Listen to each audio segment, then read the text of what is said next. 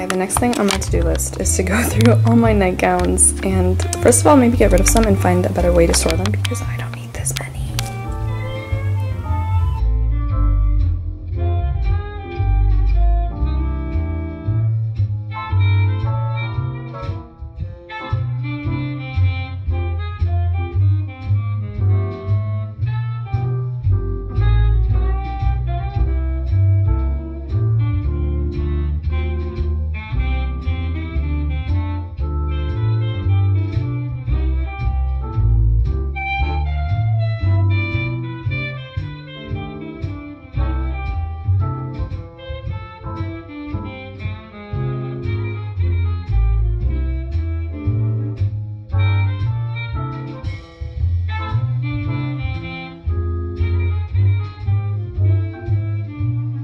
Okay, the next thing I want to do is get rid of some clothes that I don't need anymore.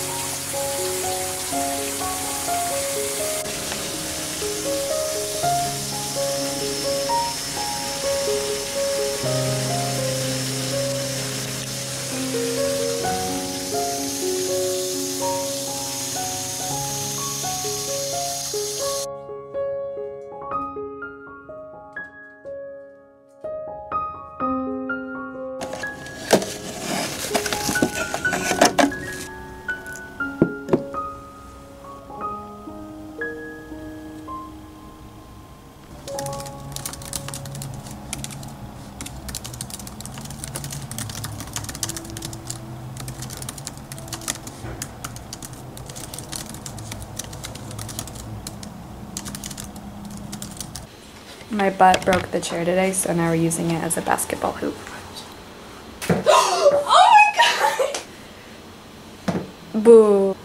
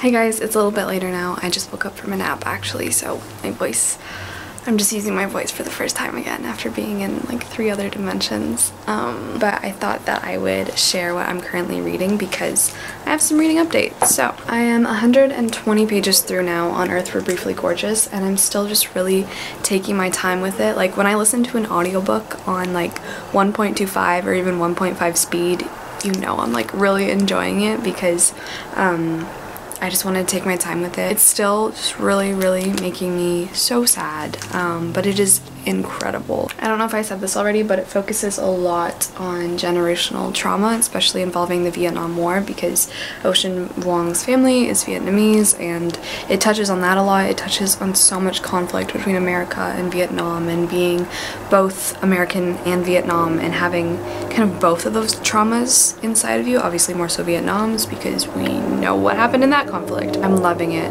It also touches a lot on masculinity and the kind of problematized aspects of masculinity and what really constitutes something being masculine, especially in terms of homosexuality, heterosexuality, and just it explores a lot of relationships as well, and it's really good, so I'm loving it. And then I finally got a little bit of the way through the Symposium by Plato.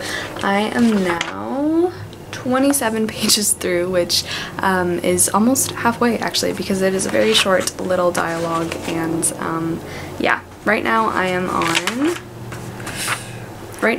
on Agathon's speech. If you don't know, in the Symposium, a whole bunch of guys just give speeches on what they think love is, and they talk about love and stuff like that. My favorite speech so far has definitely been Aristophanes. His speech and the way that he kind of figures love and humans especially was just really amazing. If you don't know the myth that Plato includes here of his version of how humans were and how humanity was, maybe I'll talk about it a little bit later, but really good. Just so interesting. I loved his concept. So I only have Agathon's speech left, and then I also have Socrates, obviously. I get really easily annoyed with Socrates. I don't know if anyone else feels that way, but like whenever Socrates starts talking, I'm just like, please stop. And I don't know why. I really don't know why. I really don't know why I feel that way. Socrates just, he really annoys me on such a strange level, which is such a weird thing to say about one of the most famous philosophers, but I don't know. I obviously haven't tabbed too much, just my favorite 2 lines from Aristophanes' speech, but yeah, I'm gonna finish this one either maybe like not today, but maybe tomorrow, and then we will pick some new books. So that is what I'm currently reading. I have another audiobook waiting for me after I finish On Earth We're Briefly Gorgeous, which is turning into like a 4 or 5 star right now, and it's amazing. So my plans for tonight, I'll definitely kind of be sharing what I'm going to do this week, because I know a lot of people are indoors, staying inside, don't really know what to do with themselves, and I feel like as someone who's had a concussion for coming on 23 weeks now, I have had the biggest boredom parties of my life, especially because mostly I'm not allowed to use screens or go on my phone except for very small periods of time, which is when, like, if you see me editing in a video, if you see me watching someone's video, if you see me even reading, I will literally only do that for 10 minutes maximum, and then I have to stop. Or if I do go over that time period, I will just feel like garbage. So yeah, I guess I'll take you along and show you guys what I do, what I can do. Tonight, baking is on the menu. Yoga is on the menu, maybe calling a friend to just keep in touch. Last night I called Carolyn, which was awesome. We've been having such great talks, and a few nights before that I called Lucy from Crescent Pages. I know she just finished her dissertation on Lord of the Rings, and I just wanted to mention that because I am so proud of her, so envious of her that she got to create such a beautiful thing, and more so that she's gonna let me read it, which I'm so excited about. So yeah. Just a big shout out to Lucy for finishing that and wrapping it up, and I'm very excited to see her beautiful words. So I think I'm gonna make some peanut butter cookies tonight because we don't have any chocolate chips in the house and I don't really feel like going out, although tomorrow I do need to get groceries, so we'll see. But yes, I'm gonna clean the apartment a little bit, which is also something you could do and something I do almost every day because it's one of the only things I can do is clean. I've just made it into like a fun pastime, which sounds like the lamest sentence I've ever said, but you do what you gotta do. There's a really nice breeze coming in right now from the window, so I'm gonna sit here, enjoy it, and then I'm gonna go bake some cookies for dinner because no one can stop me. because when you live alone, no one can stop you eating peanut butter cookies for dinner.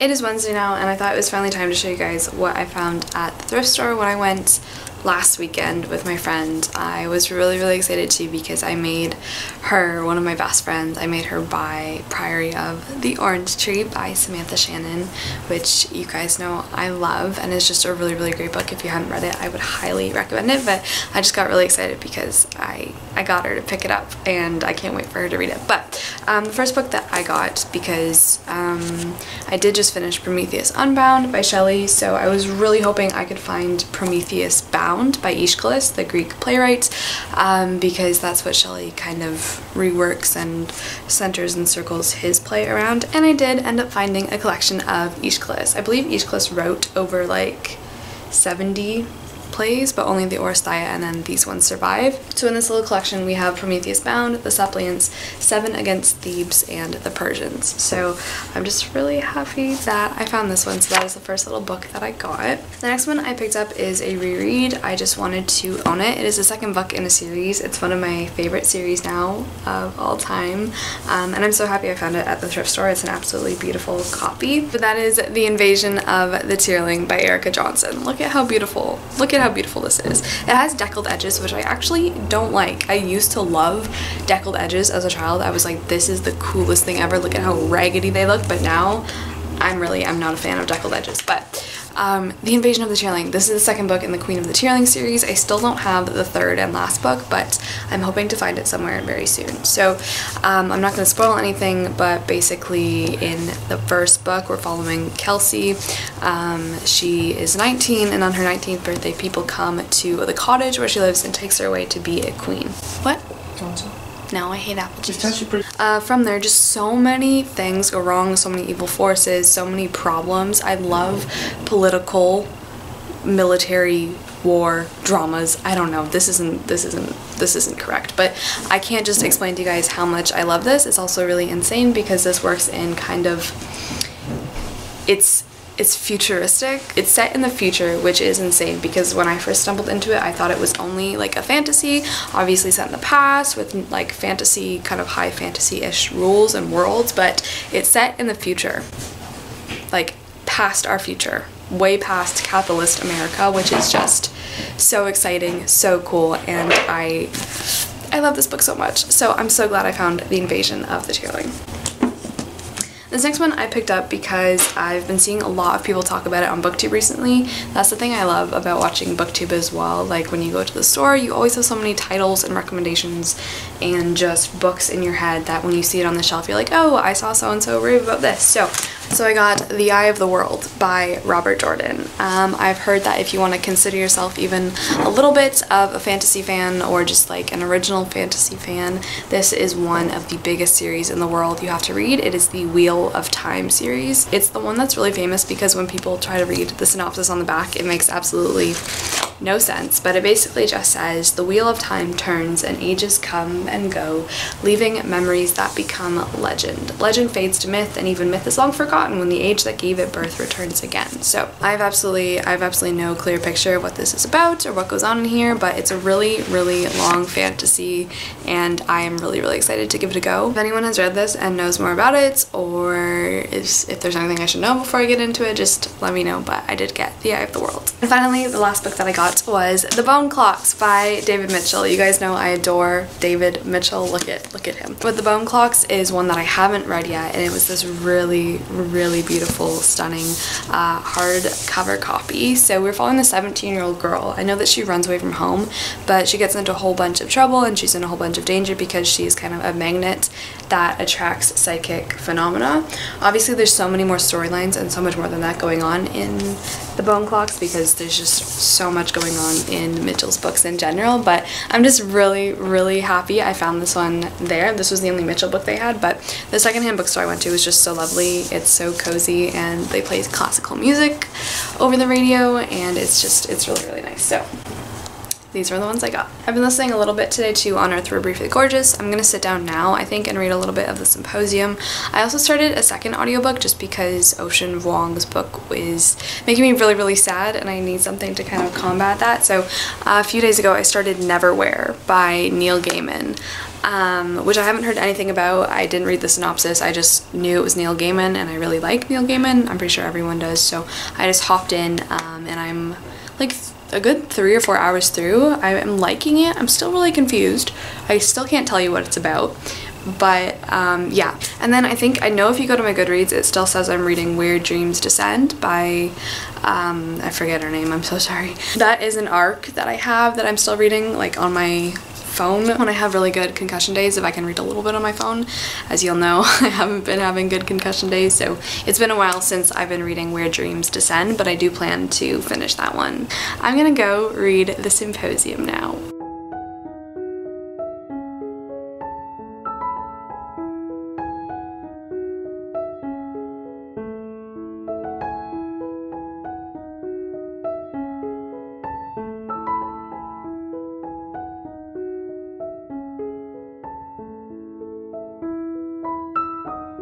Okay, for lunch today, I made a salad with spinach, baby kale, broccoli, green onions, green pepper, chickpeas, and then these pieces of chicken are the vegan, I think it's the St. Ives or St. Eve's veggie tenders or something. Anyway, they're really good. And then I also put mushrooms, and then I topped it all with tahini and lemon juice. So yes.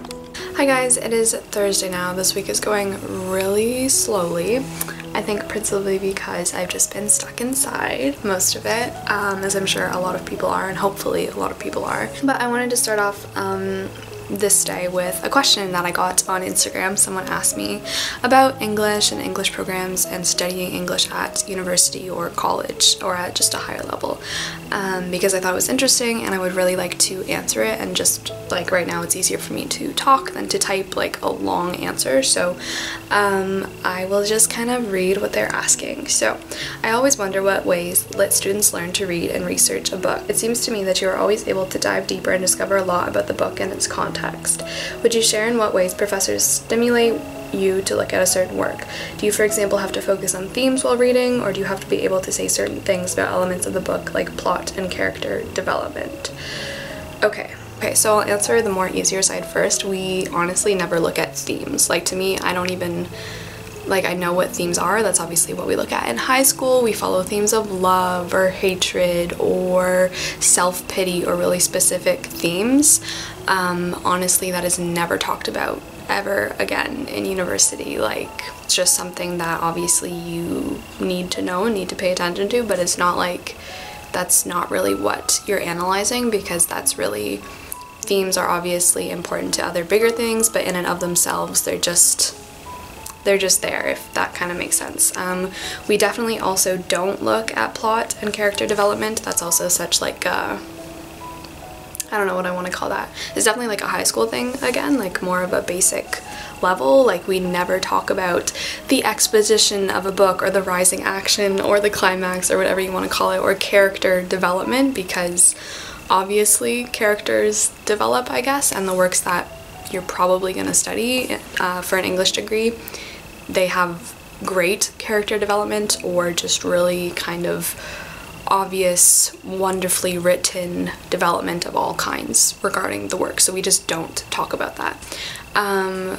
Like, to kind of explain it a little bit better, it's so hard for me to kind of tell you exactly step by step everything we do for a book, because every lecture is different. Every book or work or play or poem has different ways of being looked at, and each professor is different in their ways of looking at things. So I can just give you an example. Basically, if you read Beowulf, let's say that's the first work of literature I studied this year at the beginning of my third year, and we came in, we read it, we did a close reading of a couple of lines where, if you don't know, a close reading is just looking very closely at a very small section of text and really analyzing literally every single thing about it, especially in relation to the work as a whole. But for Beowulf, we came in, we had some line numbers that we went over, but more than that, we don't talk about basically what happens in the book at all, because you're expected to just obviously have read that and know that. We talk about huge concepts, whether that be like philosophers' ideas. In Beowulf, we talked about Freud a lot in his essay Mourning and Melancholia, and kind of diagnosing Grendel, who is the monster in Beowulf. So it's kind of like you have the text, and yes, you can talk about the text and what it means and what the author is trying to say and the context and whatnot, but we never cover things like symbols. We're never like, wow, this color is this, so it means this. It's not, I don't want to say that's like an elementary thing, because obviously that's still important and it's still something you have to know, but it's just not something that a professor is going to utilize their time around explaining to you, because you're already supposed to know that.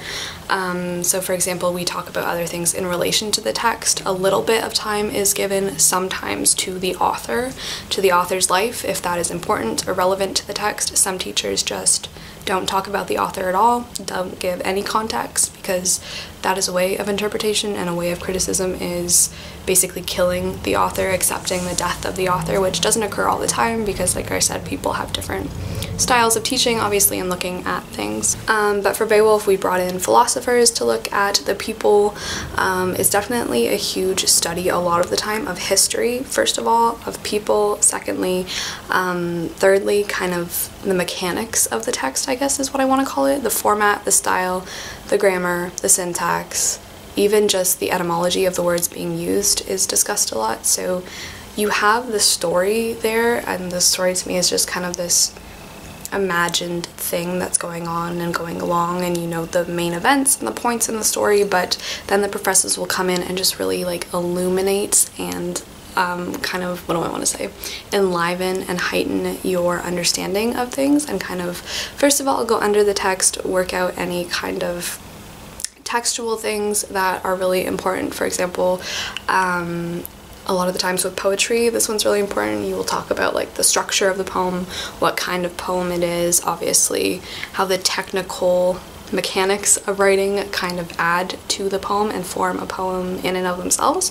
But if it's like kind of a work like Beowulf, or for example Paradise Lost or Frankenstein, you'll talk about kind of a lot more than that, and definitely ideas, like huge concepts that you just don't know of before, or at least a lot of the time I'm not aware of before they're talked about. Okay, hi, so I was just editing this clip and I realized that there was a lot more I want to say. Even after finishing this clip, there will be so much more that I want to say, but one of the things I want to do is explain theory a little bit, because a lot of people don't actually know what theory is in terms of English literature or literary theory. But also what I want to say is that getting an English degree teaches you how to think. Basically, all of my education before coming to university has been telling you what to think, but getting an English degree has just, first of all, it opens the door to a realm of different worlds, history, psychology, and it just, English is very concerned with trying to explain things, trying to give a vocalization and a kind of textuality to feelings, to the human condition, to our world. It's very concerned with trying to convey something. So a lot of it is also focused on what the heck an author is trying to convey, what they're actually really trying to say, because a lot of English too is just like, as soon as you write something down, it becomes like this coded message. Even if I say I have a black cat, obviously the shade black might not be completely as dark to someone as it is darker to someone else. A cat takes on a variety of different shapes, forms, sizes, attributes, whatever. So as soon as you say something, as soon as you write something, it becomes a secret that is never going to be fully revealed, as hard as you try to explain and reveal it, because everything you say, literally every word, is a metaphor. Because if I've tried to explain to you what a shirt is, I'm going to use other words to explain it to you, which is obviously really frustrating, and why language sucks, but why also we love it so much. So that's what I wanted to say too. Like, it just teaches you to be so analytical about everything, until the point that maybe you just become a little bit paranoid that everything means something. So that's really what like classes and lectures and everything like that are focused on teaching you, literally teaching you how to think. And yeah, I don't know, I can't praise this kind of structure and degree highly enough. I know I'm still probably not coming off as succinctly or as kind of clearly as I would like, because language, once again, just blankets everything I want to say with blankets. That's what I want to say too. Like, in every text, you're just looking at like the world. You're looking at a variety of different experiences, at different subject viewpoints, hopefully, and different realities and lives. And English is like, it is a study of English in and of itself, but it's also a study of the world and of people, and just like getting you experience, first of all, just experience in every realm that you can be experienced in, but also experience in your own brain, how you function, how you live, why you do the things you do. English is very preoccupied with like this obsessive questioning of everything. I'm pretty sure this all sounds very abstract, but I think like if you sit down in a lecture and you take a lecture, which like I could maybe try and like replicate or synthetically recreate in my apartment, because I know kind of like I've had a whole bunch of experience. I know how things kind of work now a little bit, obviously not 100% because nothing's ever 100%, but if that is something you guys would be interested in, I would be so interested in just trying to be a professor for a day, even though I have like 1/235th of their knowledge and understanding. But the second thing I want to talk about quickly before this runs out of battery is what the heck theory is. So criticism is pretty easily explained. It is just how we criticize things, why we use certain systems, values, standpoints, and whatever kind of metrics of evaluating something in regards to art specifically. Theory is kind of theories that have been made about that art, whether that be why humans think the way they think, whether that be why the color blue is associated with sadness. It just could be literally theory about anything. To use a real example that might be a little bit more clear, I guess. I want something that's kind of easy. Okay, so whether that be like, the first one in here is Virginia Woolf's essay, A Room of One's Own, which is kind of theory and an essay and arguing about why women should learn, which is a very easy concept, I think, to understand, and if it's not, why are you here? But the second one that I want to talk about, which is a bit more, I don't know, it's definitely a different kind of theory, I think, but it is called Postmodernism and Consumer Society by Frederick Jameson, if you're interested. This essay is concerned with explaining postmodernism, which is a style of art. It does talk about postmodernism in regard to various types of art in English, in writing, architecture, literally every single thing, movies, whatnot, but he explains postmodernism as kind of symptomatic of this consumer society of capitalism. So it's very, very interesting because obviously this essay is concerned with way more than writing and silly little stories, is concerned with huge political systems. So yeah, English is also definitely very political in and of itself. So that is something that I wanted to say too, just because I think I know I didn't know what theory was before coming to university. It was never touched on ever, and now when I try to have conversations about theory with other people who don't study English, they're like, what is theory. So that's totally valid, and I wanted to explain it a little bit more. So okay, back to the previous clip that I filmed before this one, and that is now going to come after this one.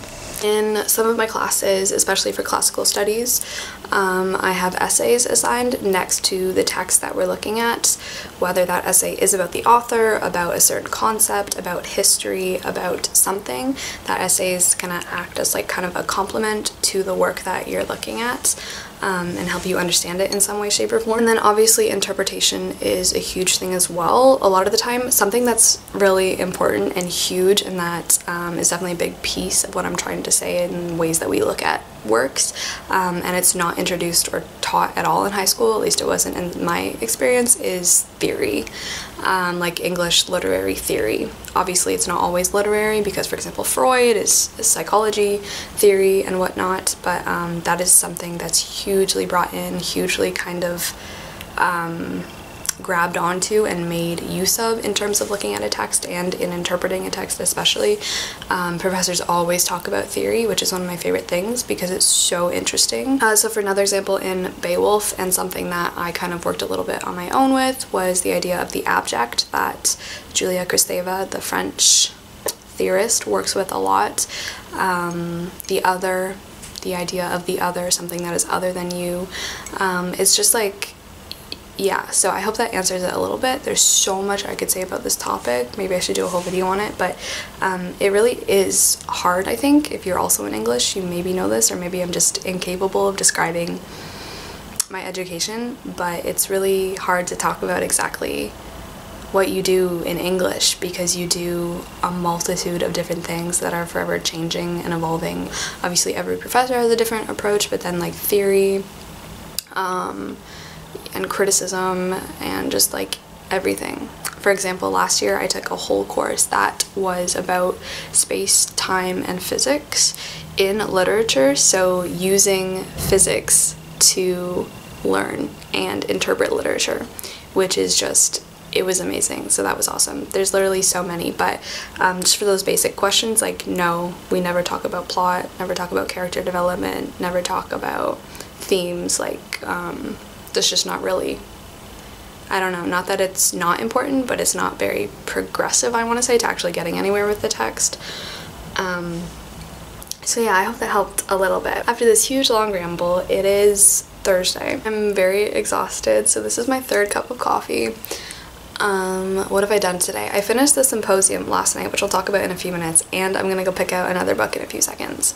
I don't know if you guys actually like what I've been doing recently in vlogs, like taking you along with me to pick out books, like taking you along with me through my bookshelves to pick out books, because I feel like that could get boring very quickly. So if you just want shorter segments of me picking my next read, just yell at me, it's totally okay.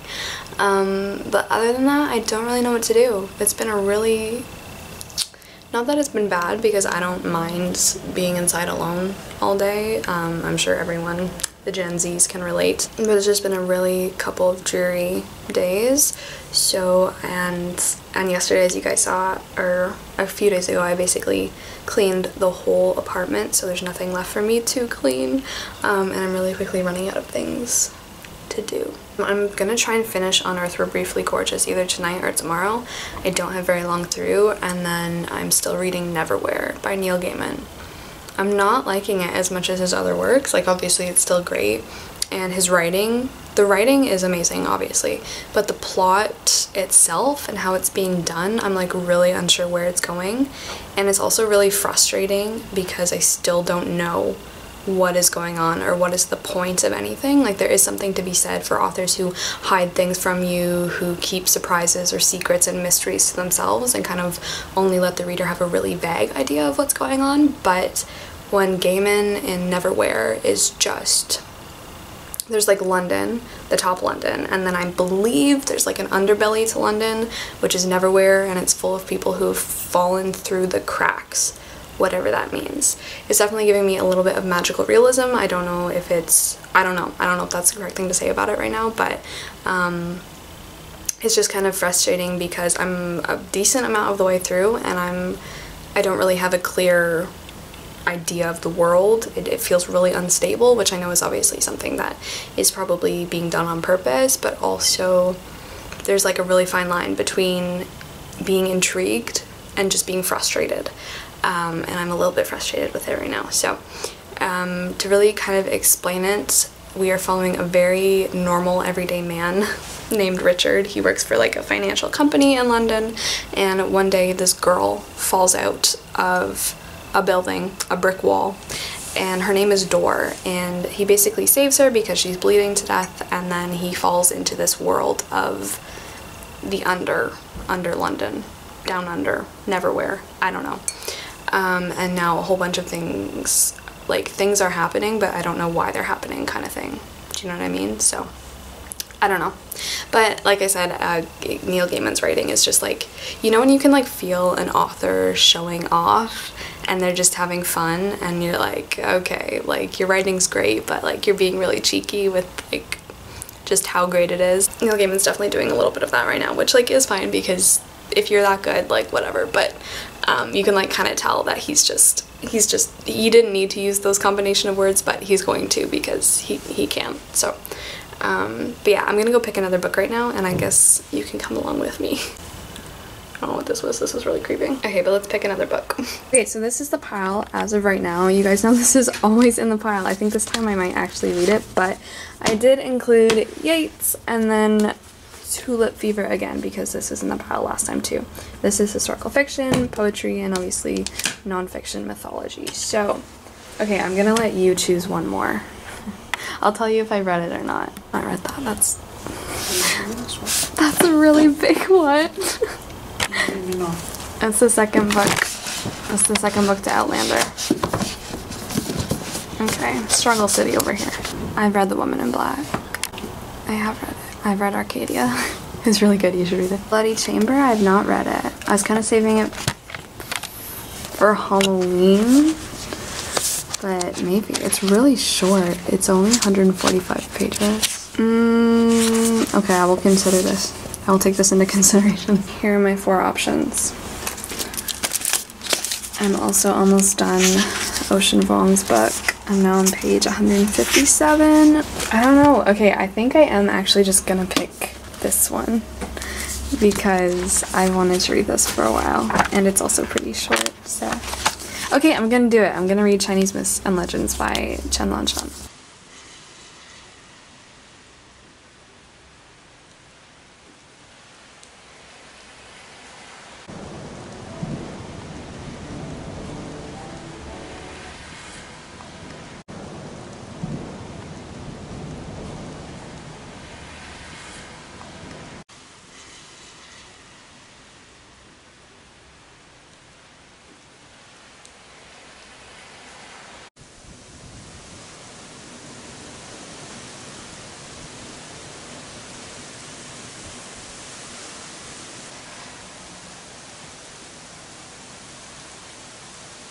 Hi guys, it is Friday. If you can hear, it is pounding rain and thunderstorming.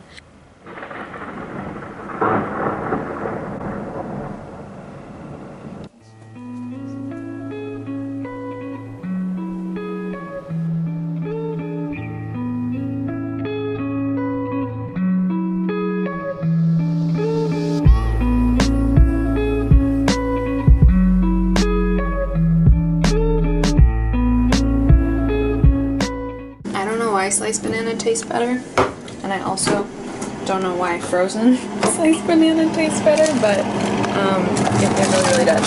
So it's one of my favorite snacks. It's day 3 of quarantine, and I finished all the grapes. I ate the whole bowl. I have my frozen banana finally. I'm so excited to eat this. It's just so good. I don't know why. Yeah, so it was a very stormy Friday.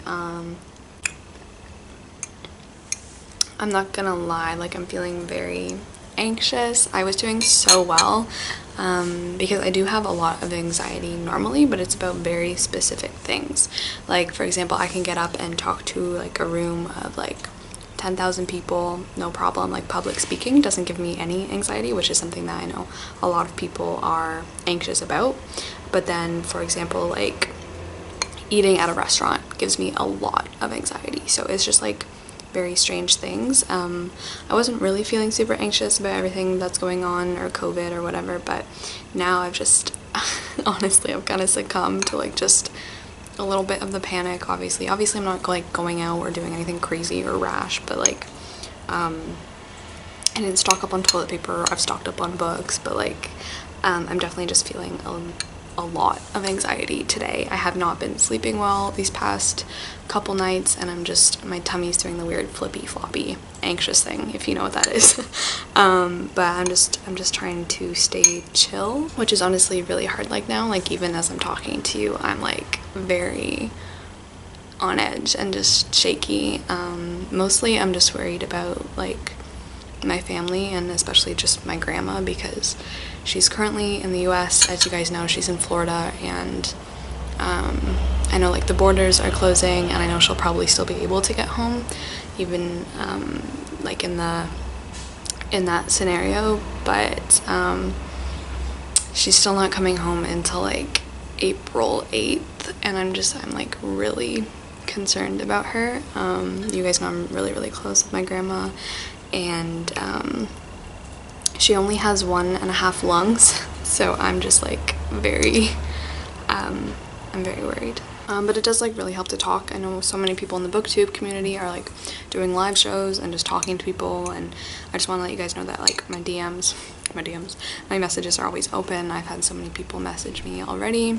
I'll probably send you, like, if you shoot me a message, I'll probably just send you back like a video of me talking instead, because that's a bit easier for me right now, which I have been doing. And I just want to say thank you to you guys for feeling, first of all, comfortable to reach out to me even about literally anything, so thank you. And yeah, so I thought I would share a little bit today, kind of maybe some calming, anxiety reducing things, just because like it's honestly really bad for me right now, and I know a lot of people are obviously feeling anxious. Probably everyone in this whole world is feeling anxious right now, and obviously that's a very valid thing, but it's just something you have to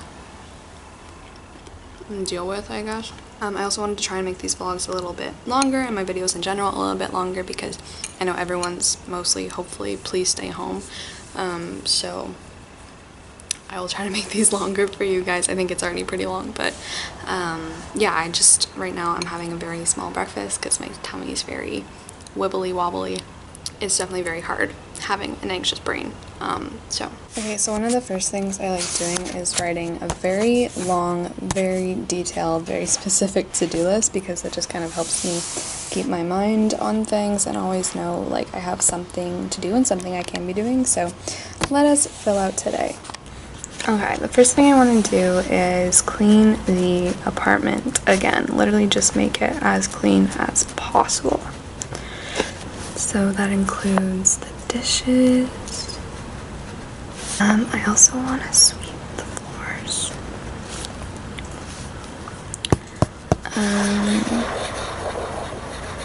And then I would like to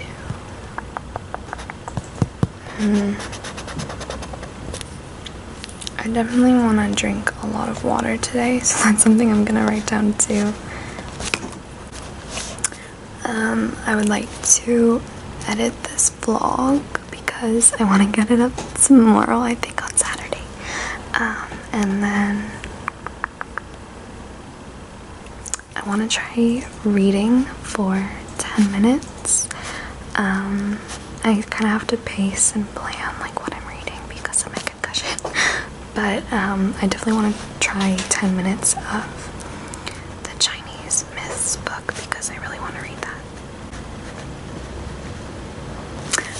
Yoga is a huge thing. I'll probably take you guys with me when I do that, but I want to try doing yoga at least like a 15-minute session, and then I want to do meditation because that is so helpful if you can get into meditation. I really want to paint my nails.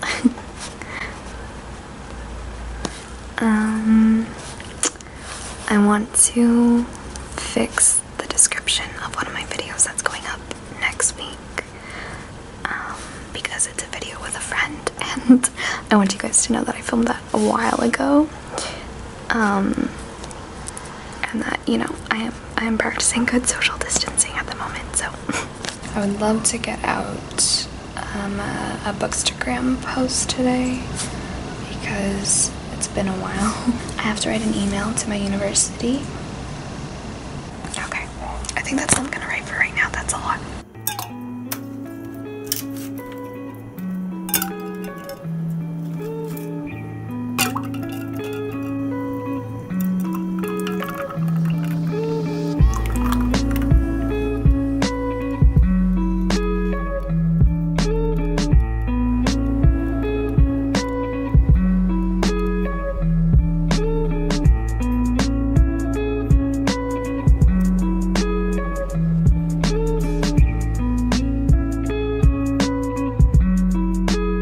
Hi, it's a little bit later now. I got most of the stuff on my to-do list done. I think I'm gonna film a video tonight when it gets dark out because I want it to be like a really cozy video. But as for the last reading update of this vlog, I am now 24 pages through Chinese myths and legends, and I'm really enjoying this. It's been a while since I read like a compilation of myths or a mythology book of any kind, so I'm really into this and I am loving it.